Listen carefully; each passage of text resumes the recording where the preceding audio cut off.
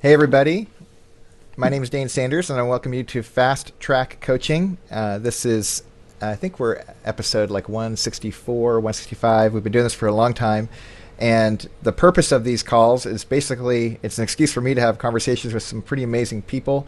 And I wanted folks to listen in, and we've been doing it for over 3 years now. And if you're listening in, my hope is that you're doing more than just listening. My hope is that you're engaging the conversation in the chat if you're watching it live or on Twitter after the fact.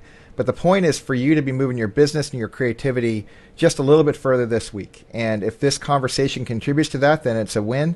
We're not trying to change the world or solve the world's problems, but we are trying to keep the conversation going in a way that's constructive, honest, and really helps all of us move forward. And I'm really thrilled today to have my friend Cliff Mottner on the call. Cliff, welcome to the show. Thanks, Dane. Oh, 3 years. I feel so special. It took this long, yes. I started methodically going down the list, and I finally hit your name, and it worked out. Was the homeless guy unavailable today? I'm actually going to talk about that because for those of you guys who don't know, it's amazing. You do know, but Cliff Mottner, he was just announced. He was WPI Photographer of the Year, sponsored by Nikon.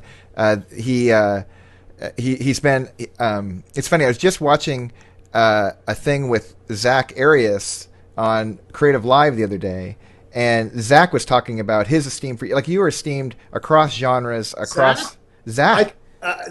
You know what? That's I think Zack is an awesome teacher. Well, and, you need to see. There's this one together. He's wonderful. He is wonderful, and I've learned so much from that guy. But just live in the middle of it, he was talking about shooting in shade and shooting in open light, and just out of the blue, he goes, I prefer to shoot in shade, and here's why, and blah, blah, blah. But if you're really good, there's this guy named Cliff Mottner, and he'll go for the sun flare, and he'll do all these different fun things and cool places, and yeah, that's too complicated for me. I go shoot over here, but he was really affirming. Zack is really cool. Yeah. Well, anyway, so I'm really thrilled to have you on, but honestly, it's a little, I've been grateful of your friendship in the last year or so because you're East Coast, you kind of got a little edge to you. You kind of intimidate the crap out of people like me, and we want to make sure. I'm just honored that you'd want to be on the call, and that and I get your heart in this. We had the chance last week to do that thing at WPI where we're on a panel together, and we've known each other socially for a long time. But I feel like, and it's funny, all these other things that are lining up, like the thing to Brazil. But in all of it, I just see you as a colleague that I've just huge respect for. Big props for your work, but even just your heart, the way you teach. And I was thrilled that you were willing to come on the show. Oh, listen, like I said, I'm happy to take the place of the homeless guy today. And I'm really, actually, you know what, Dane? You have taken so much heat. Some of it, in my opinion, deservedly so. Right. But we'll talk about that today. That's actually going to be absolutely fun. But at the very least, I have respect for you, and that's more important than anything else as far as I'm concerned. And when we get to that, I'll talk about a couple of different things, and that is there's photographic educators, those that are out there to, like myself, who teach skills and skill sets before action sets. And I wish I said that. David Williams actually said that. It's a pretty great line. I wish that was my line. It is not, but I do believe very heavily in that philosophy. And then there are people like yourself who I think your job, Dane, is to inspire. Okay, and I think there's a difference between someone who can teach skills and someone who can inspire. I like to try to do both, okay? But I don't think there's any question that you've inspired people. And as an East Coaster, I'm telling you straightforward, I'm not trying to blow smoke up your ass. I don't get the impression that that's something you suffer from. No, I don't. I got to know you, and I don't think you're pretending to be anybody that you're not either. Thank you. That means a lot to me. And honestly, I think that the theme of today, the conversation, is really about excellence with photography and excellence in everything that we do as professionals and as creative professionals. And you're the perfect guest for this conversation because you're famous for calling it as you see it and for being straight up about stuff, and you lead with your work, and then from there you have a great position to stand from, and I just have a lot of respect for it. And you're right, our stories are different, I think, entering into the conversation, because when I think about the new photographer, or the whatever the new normal is about how a photographer gets into the field, I think we'd agree that it's different than it used to be, in that the bar is lower for accessibility. A lot more people can get in the game more easily, and that was certainly my story. When I jumped in a decade ago, I was pretty naive, but I was also amazed at what I had access to so easily. Even just as if you just boil it down to having a reader on the back of the camera where I could figure out how badly I had made the image or not. And then on top of that, to be able to leverage the distribution tool of the internet and being able to communicate with a lot of people very quickly, I was surprised at how easy it was to generate value from multiple ways, not just with a camera that I was learning how to use, but also with the other skill sets that I could bring to the table that have proven to be, it seems like, provided some value for some people in the industry. Talk a little bit about, as you've seen the evolution of our industry go as it has, what are some of the surprises for you that you've seen as people who are, let's just assume people are sincerely wanting to get better at what they're doing, but they're not necessarily doing it the way the old way was. What are some surprises that you're noticing as you're watching the industry grow? Well, first of all, the old way is not necessarily the right way anymore. I think the respect for the craft still is paramount, and is still, there's a need for it to be the priority still. There's no question in my mind about that. But I'll just speak from my own heart and tell you that I'm surprised that I'm not, as I said on that show, I'm not the old grumpy knucklehead. Right. As I said on the show, you digital guy, get off my lawn. I've adapted to the technology, and I've really accepted the fact that this isn't going away. Right. So instead of fighting it, which in 2002, 2003, 2004, I'm losing sleep, because here I am shooting film. I love my F5s. And as photographers in the past, we were looked upon as magicians, literally. And the client would have to wait a few weeks before they would see the film. Now, when I was a photojournalist, and for your listeners, I was there 15 years. All right. I heard. Was that number accurate when you told Greg Gibson that you shot 6,000? Greg is breaking my balls, because it's basically in my bio it says 6,000 assignments. Yeah, it's true, but and he was with AP for just about the same amount of time. Right. But in any case, I break Greg's chops, because I'm like, so Greg, so tell me about that story about President Clinton again.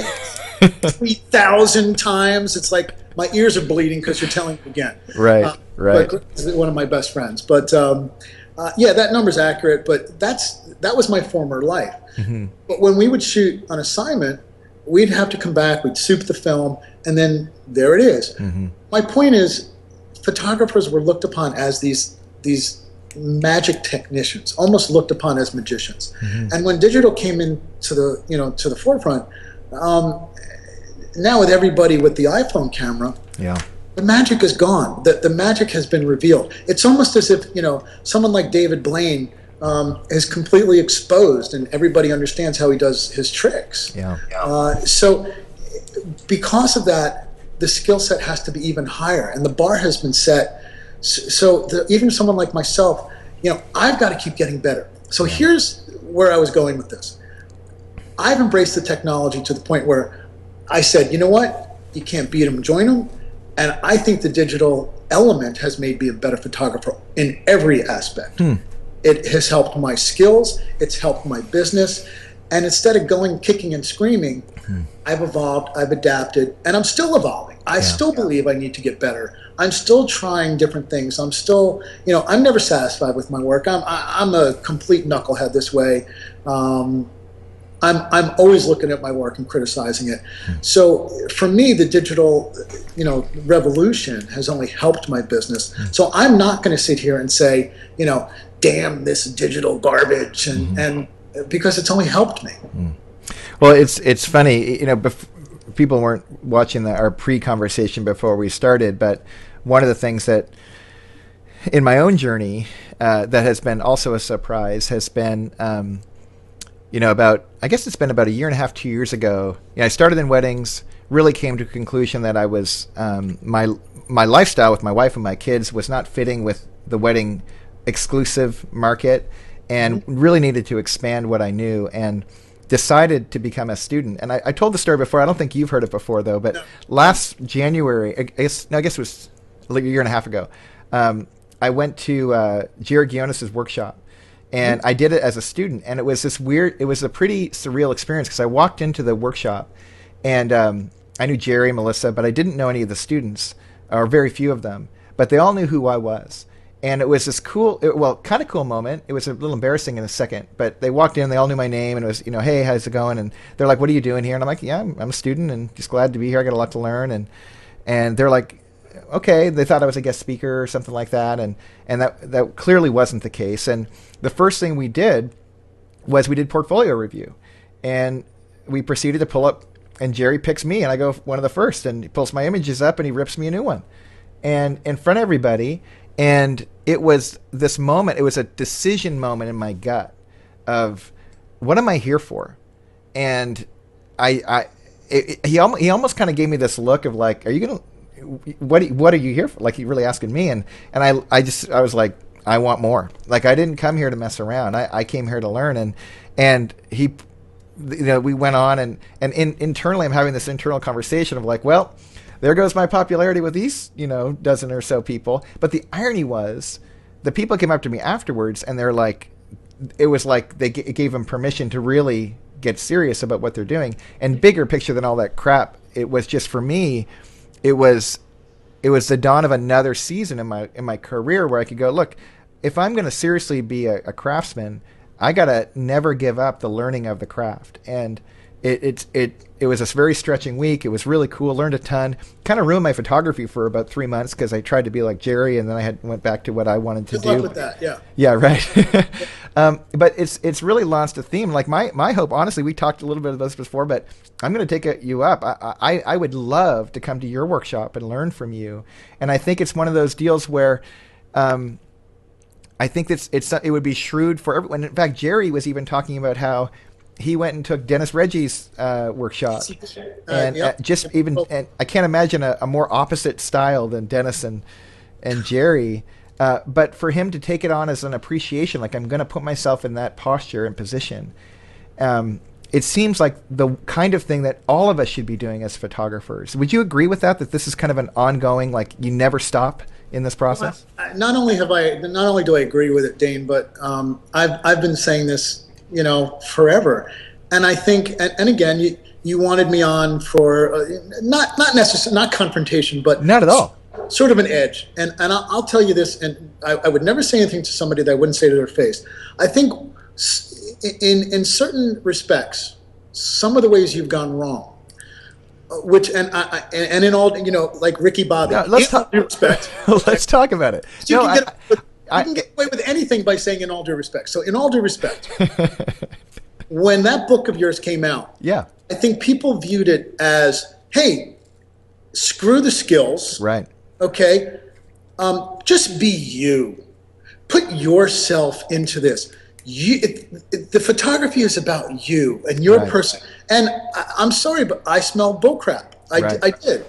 And I said to myself, what? I'm on a call, baby. No problem. That's okay. What is this guy trying to do? I think it's horrible for the industry.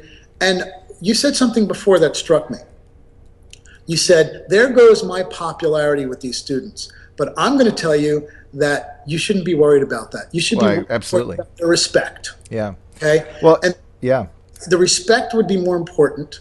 And the fact that you were there trying to obtain better skills, I guarantee you, earned you respect. Yeah. I appreciate that. It's funny. The difference between impact and intention is pretty interesting, because certainly my intention wasn't as you described, but I think for some folks my impact was exactly as you described. Mm-hmm. And I probably unintentionally disrespected things I just didn't know I needed to respect early on, and I was just cavalier, I think. But at the same time, I guess where I felt really misunderstood in that process with folks who had the complaint that they did was I wasn't trying to say like quick and easy photography or get rich quick photography. What I was trying to communicate was, gosh, if you're going to be efficient in the process of building a brand around your creativity, it probably should start with yourself rather than me going to a Jerry Ghionis workshop and being inspired by Jerry and trying to be Jerry, because that's going to come off as at best a copy. As opposed to, look, if I'm supposed to be in this craft, I probably should start with what is there anything unique out of me from my perspective that could inform the work that I do? And the irony is I've heard guys like you say those exact things, but you said it from a different position. And that's what I've learned in these last 10 years is I got the cart before the horse. And Yes. it's not that it was incorrect to say what I was saying, but there was just a misalignment.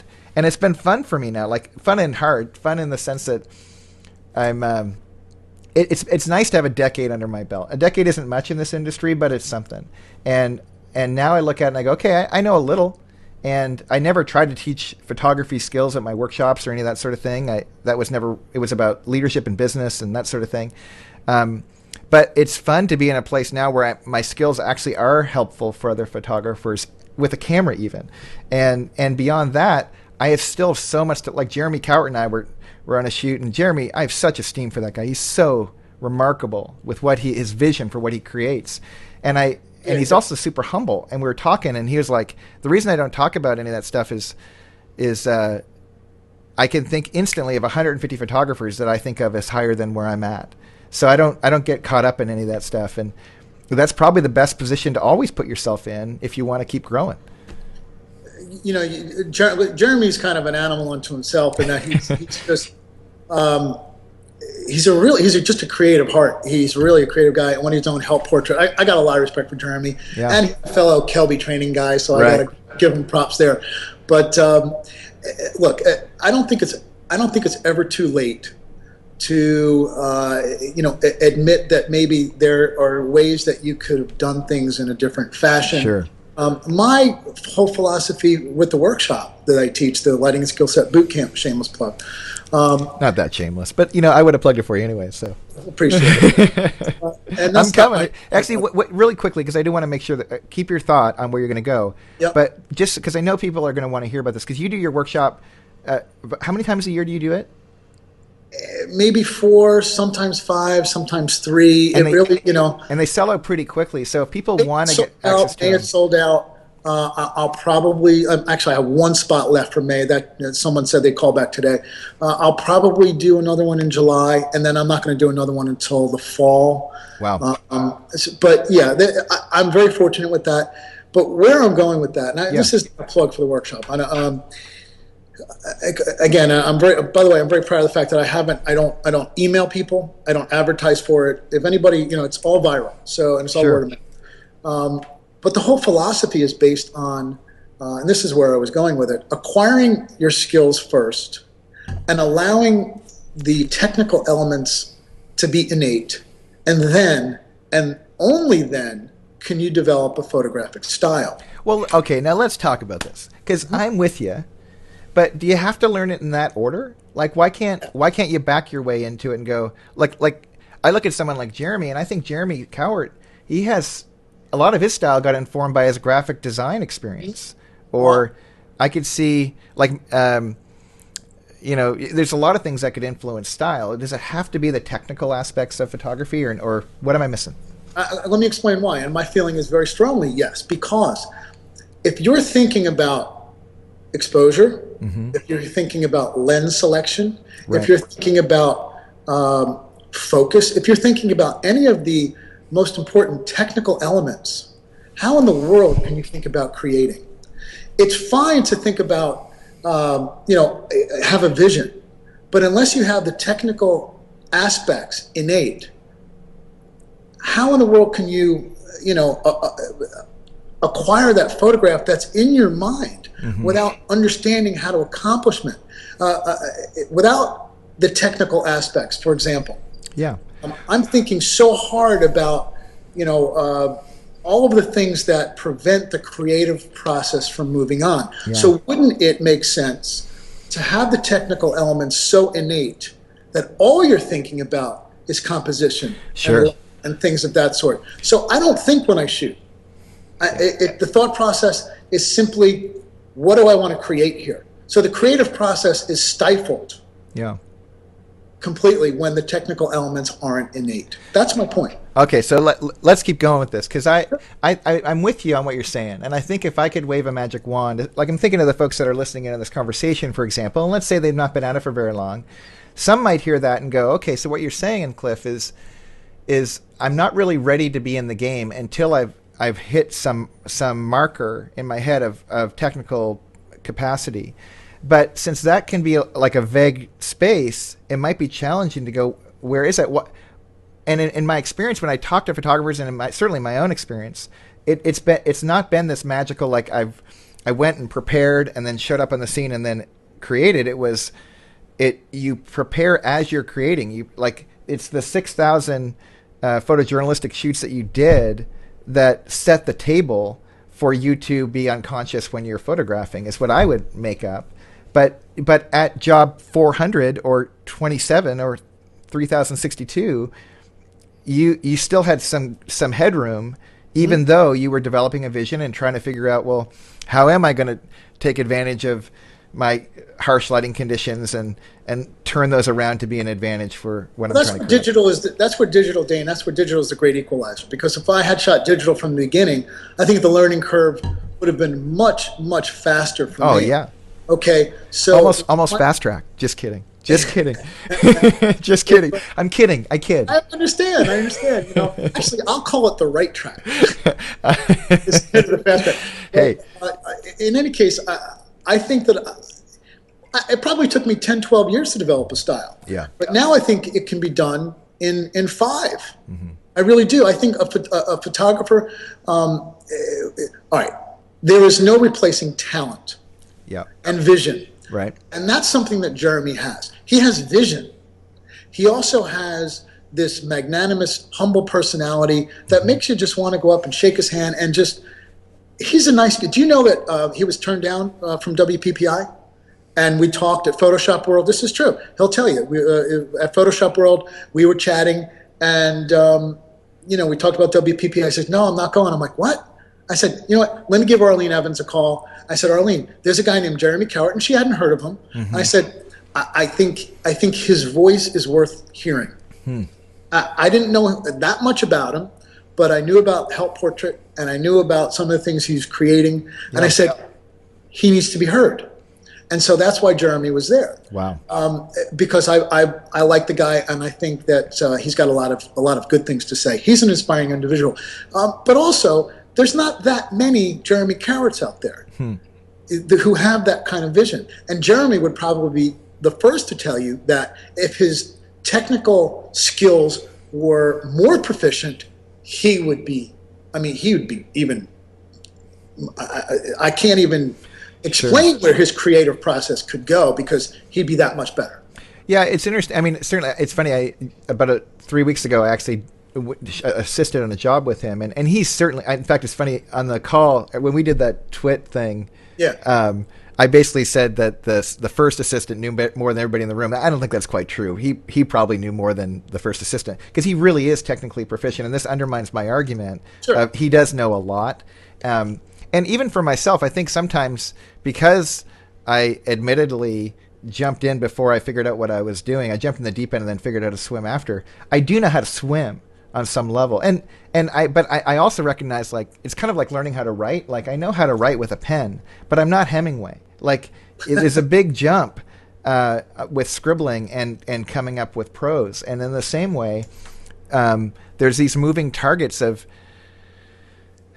creativity, of both the technical value, but also this kind of this vision that is out there. And I think Susan, both, like, you guys, I would say there might be more.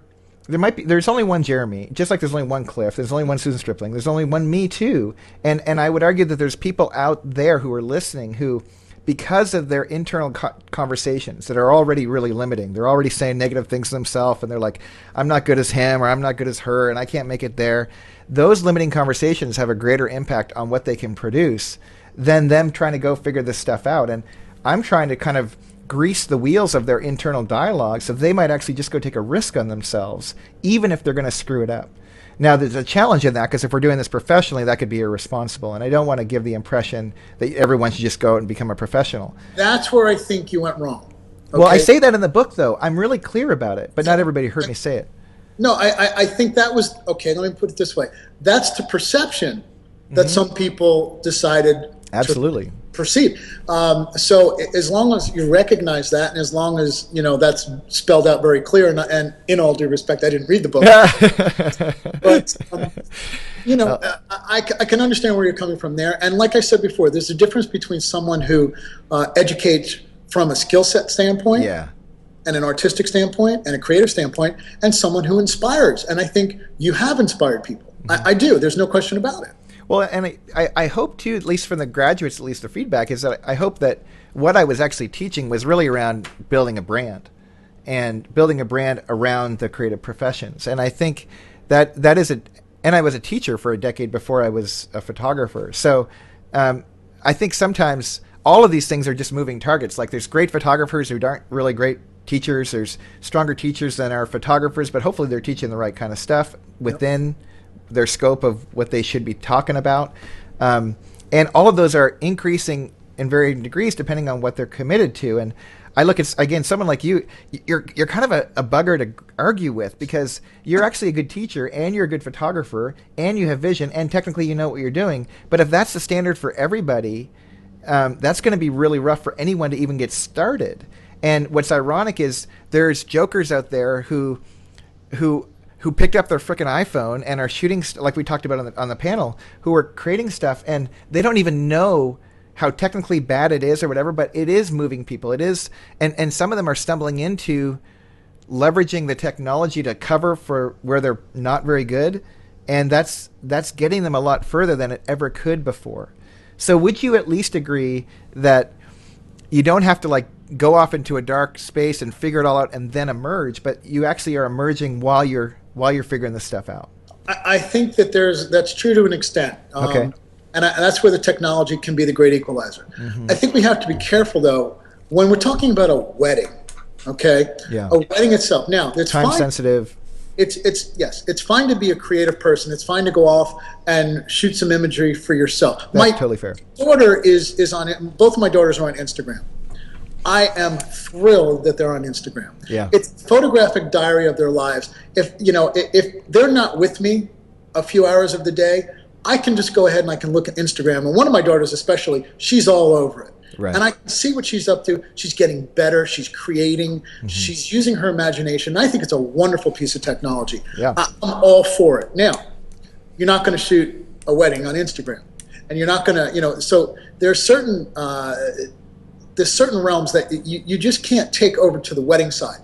If you don't have the skill set to know how to do a proper family photograph, right. People are shooting this with a 24-70 with flash on camera. Right. And, thinking, well, I'm a creative person. No, there is right and there is wrong. It's just a bad image. Right. It's a bad combination. Right. So honestly, that is fair. I think I actually heard you make a comment once that I wish I had said or wrote down, but because I think if I could retitle my book, I would have called it Efficient Track Photographer, not Fast Track Photographer, because it's not. I think what you said was it used to take a decade or two to get a style, and now you can do it 5, but you certainly can't do it in 1. And that resonates with me. I think because I never wanted to give the impression of 90 days from now you got it nailed. I think what I did want to communicate, though, was it's never been more accessible than now. And there are quicker ways to learn these things than what was previously set up. And really, a lot of what I wrote was in reaction to the you have to go to art school. And I kept looking around the industry, and I saw all these self-taught people who committed at a whole different level. And I look at art school graduates, and this is not fair because I wish I could have gone and gotten what a lot of my friends have learned in art school. I didn't have that opportunity. But I see some really creative people, like let's say your daughter, go into a place like, I don't know, I don't want to name a school, but a place that that has a reputation for graduating prima donnas who are not really about the craft and are really about ironically themselves. And I think that's a bummer. I think it's a bummer. But they could have gotten the technical ability to be hired on a shoot by a guy like Cliff or someone, but not necessarily have the vision of that they probably had before they became a professional, that amateur love of the game of photography. You just mentioned that, the selfish motive, you use the word themselves. It's all about themselves. Right. And, one of the things that I really enjoyed about the panel discussion, and first of all, like I said, I went on there somewhat reluctantly. Greg's like, come on, come on. And Kath's like, yeah, come on. I'm like, because I have a pretty loose lips, and I sat on the panel, and I just said to myself, don't you say a damn word unless you have something to say. Because I just didn't want to put my foot in my mouth, with all those people. But one of the things that I felt strongly about was the workshop situation, and right. The conversation began with someone talking about, with all the technology, don't you think it's harmful that all these people are doing workshops now that have no business doing workshops? Mm-hmm. And I guess a couple of people, Jeremy and Catherine, basically mentioned that, yeah, it's really dangerous, but I'm the opposite. I think that those that are doing workshops, they are found out so quickly. Right. If things are going awry, that they're hurting themselves if they try to continue. So they're going to be called out, and the haters are going to hate, and all these people are going to call them out on the carpet. So eventually those workshops are going to cease. That's right. The technology is wonderful. And I guess my point of all this is I think people are beginning to realize the backlash has hit so hard. Right. That, the rock stars in this industry are right. being called out on the carpet. Right. And I don't do this to be a rock star. I do this to make a living, number one, and I'm still shooting 45 to 50 weddings every single year. Right. And I just think that's important to point out. You gotta, I guess, walk the walk is really what I'm saying. Well, because you're going to get found out. It's funny because I remember my undergraduate degree was in marketing and my graduate degree was in philosophy. And the reason I went to graduate degree in philosophy was because at the end of my marketing degree, I was so disgusted. Because I was like, okay, so let me get this straight. Marketing is basically how do you manipulate people who don't have a need to want something they didn't really want and convince them to go buy it. And I thought, I hate that. That doesn't seem human. I don't like that. So I got out of that, went to study philosophy. And then, ironically, I'm studying philosophy, and I'm not very good at it. It's hard work, and I'm stretching my head. And I start reading guys like Seth Godin. And Seth Godin says, hey, this is the first time in history where you can ethically be a marketer. Because if you market crap, they're going to find out about it. And you might get a first sale, but you'll never get a 50th sale. And I look at that and I thought that actually what gave me permission to get back into the entrepreneurial marketplace and start after it. And I was not only for myself as a consumer, like I don't want to be taken, but I knew for my own integrity that I wanted to be seen for what I am. Like I'm stoked that I have over 400 graduates in my roadshow because I wouldn't have had that many if there wasn't. Now, the catch in that is when people don't actually, they have a perception only and they don't even come. Like I've had some haters say some things, and haters is too strong. Some folks who I represent negative things to and they say bad things about me anonymously. When I found out about who they were, I reached out to them and I was like, hey, you've never read my book. Can I give it to you? You've never come to my workshop. Will you come on me, free of charge? Say whatever you want, but just say it after you've actually gone, as opposed to the stuff you're making up about who I am and then asserting that, because that seems even more irresponsible, even though I love their heart, because they really believe that I was bad for the industry. And maybe I was in certain categories, but at least I'd rather them say it from a position of authority because they've actually experienced it, rather than one of fear or whatever else is going on for them. Does that make sense? Haters are going to hate. Yeah, well. It makes perfect sense. I was telling you before we went on air here, with the experience that I just had in the launch of the D800. Yeah. Shooting that ad campaign for Nikon, I was very clear about the fact that I was paid for a campaign. Let's give some people some context here. So Nikon approaches you, say, will you do this campaign? You take some photographs. and Nikon hires you to put up those images, and then you get negative feedback. And the negative feedback was what? I was approached last April of 2011.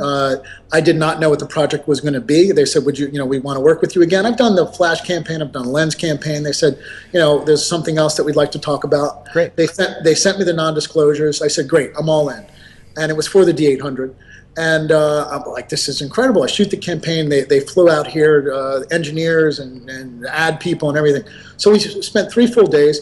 The pressure to shoot something like this, I lost for a couple of weeks. It was a great honor, but you had to produce. Right. So I think, all in all, we did a pretty good job of working with this thing. And my job was basically to show the features of this camera.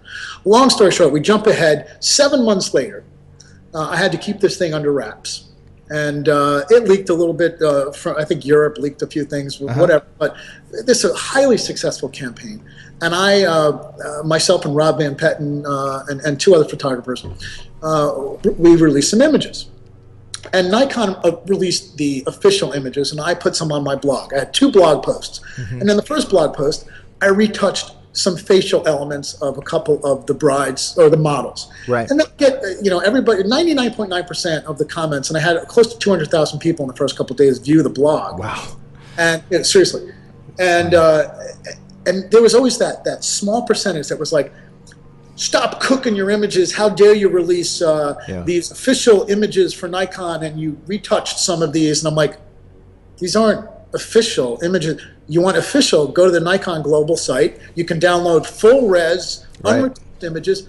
I want my people to look their best. And I did some minor facial retouch. My studio manager did some minor facial retouching. Right.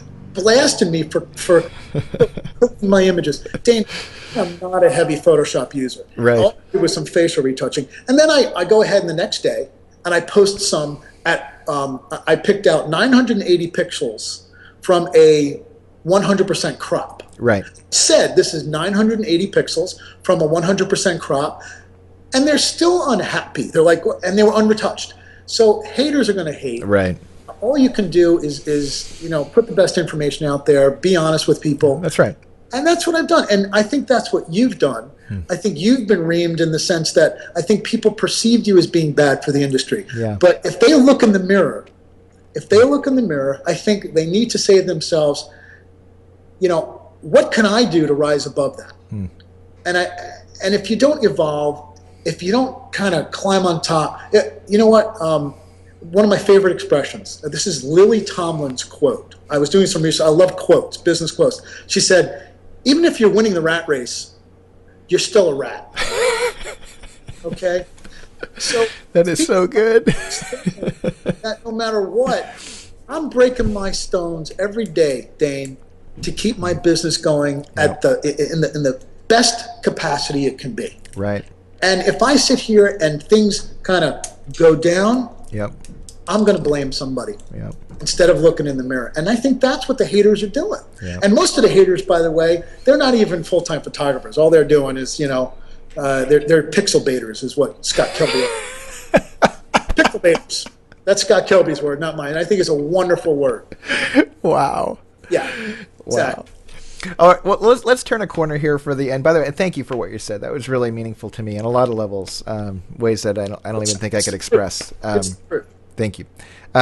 So if I'm listening to this conversation and I'm sitting there going, okay, I got it.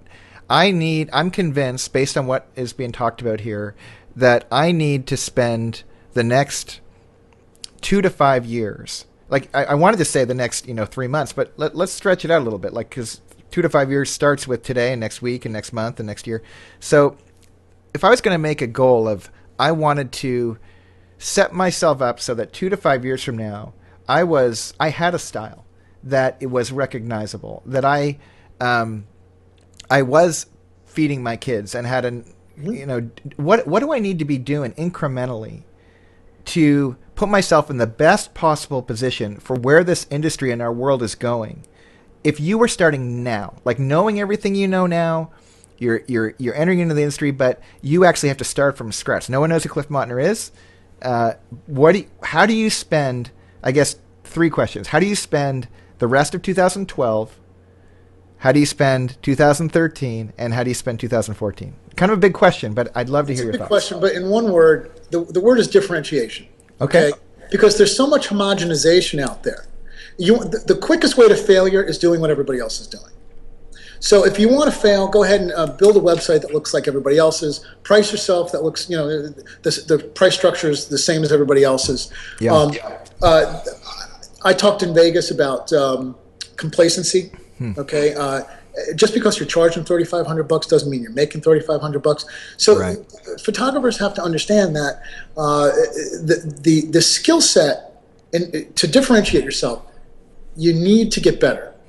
And if that work looks just like everybody else's, you're going to stay right in that middle, and you're not going to rise above that.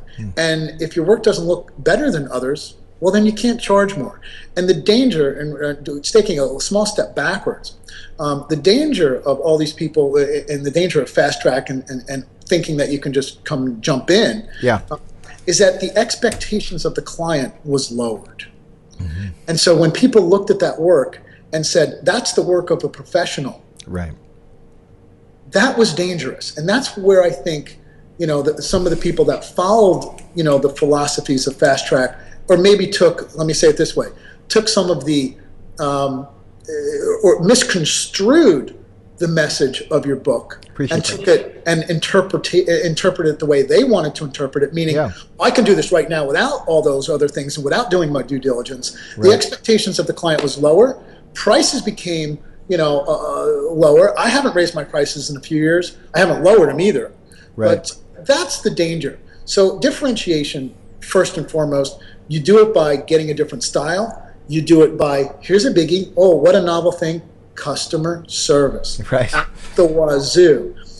Just because, I think I'm a good photographer, tell you what, my customer service has to be better. Yep.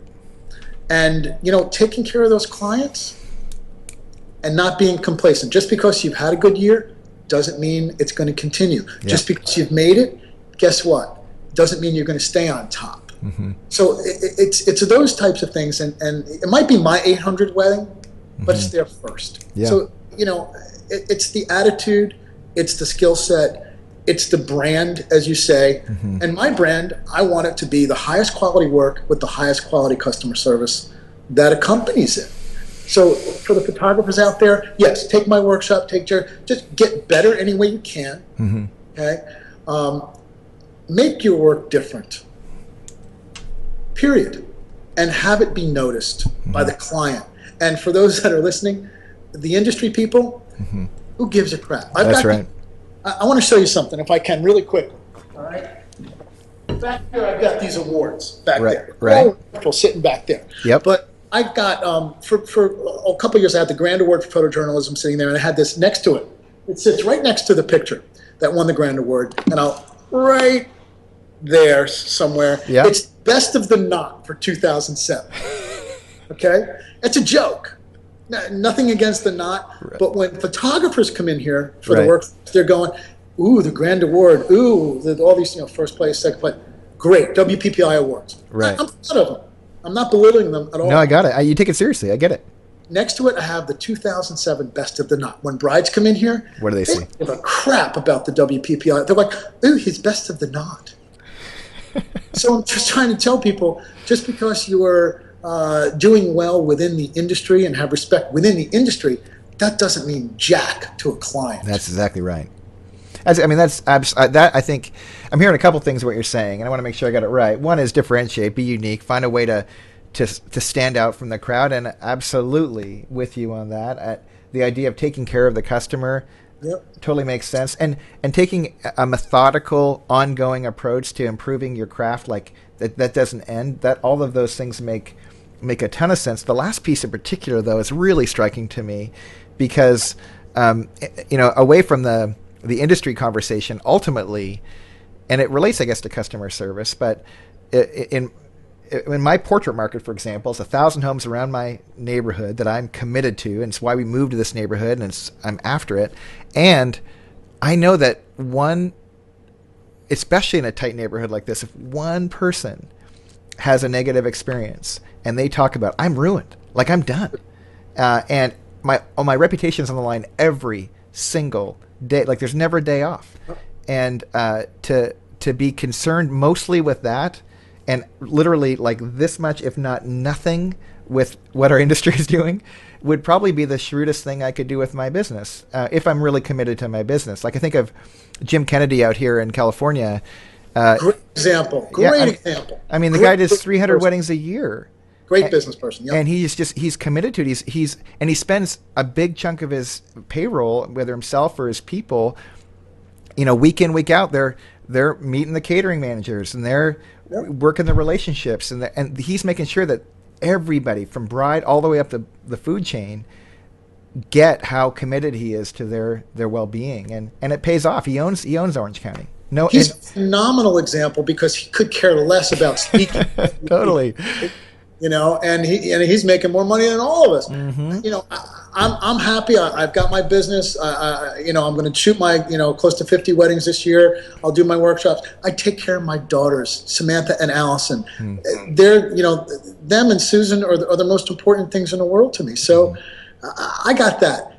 I enjoy the education. Yeah. I enjoy teaching. So that's a passion of mine. Me too.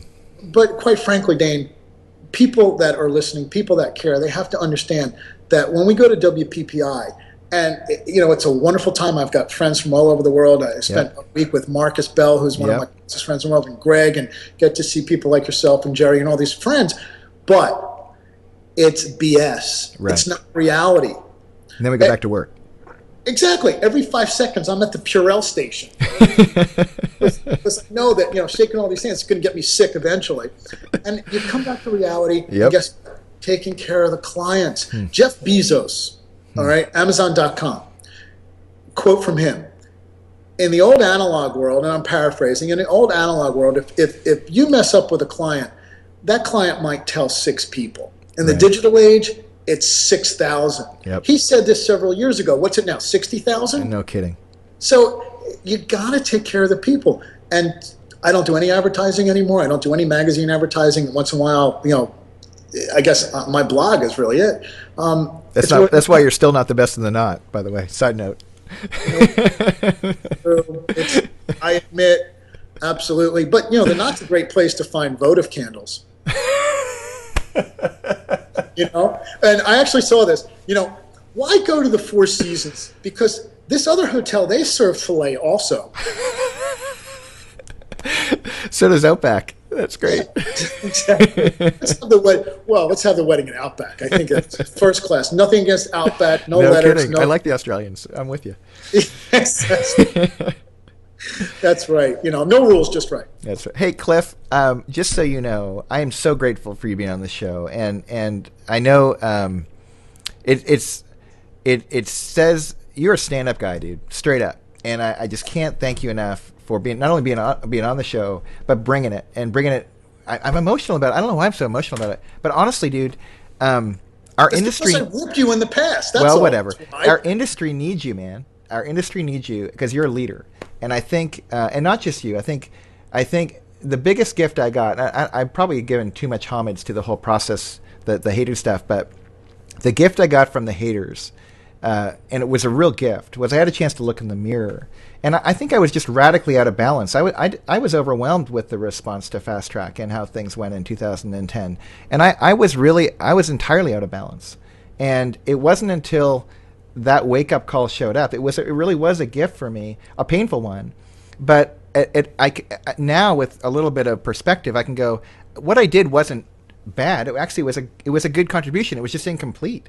And it just opened the door for me to play a new role. And I call it a privilege to be colleagues with someone like yourself moving forward, because our industry, honestly, we need guys like you to lead it. And I can't thank you enough for being on the show. You're welcome here anytime. And I'm looking forward to taking that workshop when I get out to Philly. You're welcome here anytime. And again, just know the haters are going to hate. Yeah. Just know that. And again, they're probably going to continue to hate. But if your message changes, get the word out there. And I think people will develop that respect that when people say to themselves, you know what, maybe I could have taken this in a different direction. That's all you can do, Dane. Well, is it fair to say that that's true for everybody who's on a journey and trying to make a move? Like, if you're going to make a contribution, you're going to stub your toe. I don't think it's fair to say for anybody. I think there are still people that are going to bury their heads in the stand and keep going in the same direction. Oh, that's fair. Okay, but those that actually take a chance and stop and look in the mirror a little bit, which is what you're saying, well, guess what? Then people need to change their minds a little bit and at least open their minds a little bit. Fair enough. Some people won't. Right. Well, thanks again for being here. Can't thank you enough. And again, I'm going to hit you back, and you're going to get back on the show again if you'll do it. I love talking about the craft, and I love talking about photography, and more importantly, really, just the WPBI thing. It's the friendships. Yeah. That's what's done it for me. Yep. Me too. Hey, here's a request. Would you be willing to reach out to Susan and invitations to both you guys to come back on the show? She's never been on the show, and I'd love to have her on if she'd be open to it.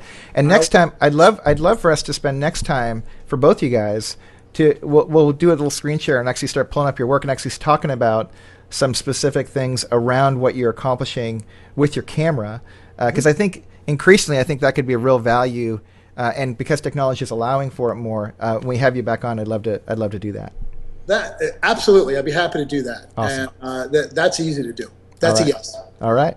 Thanks so much. And if this is helpful for you guys at home, be sure to thank Adorama for underwriting it and supporting this whole deal. Reach out to @Cliff Montner. It's at Cliff Montner, correct? @Cliff Montner, yeah. On the Twitter, and thank him and add Fast Track Photo if it's valuable to let people know so more people can participate. That would be great. So that's it for now. Thanks everybody for joining us, and thanks again, Cliff. Thank you, Dane. All right.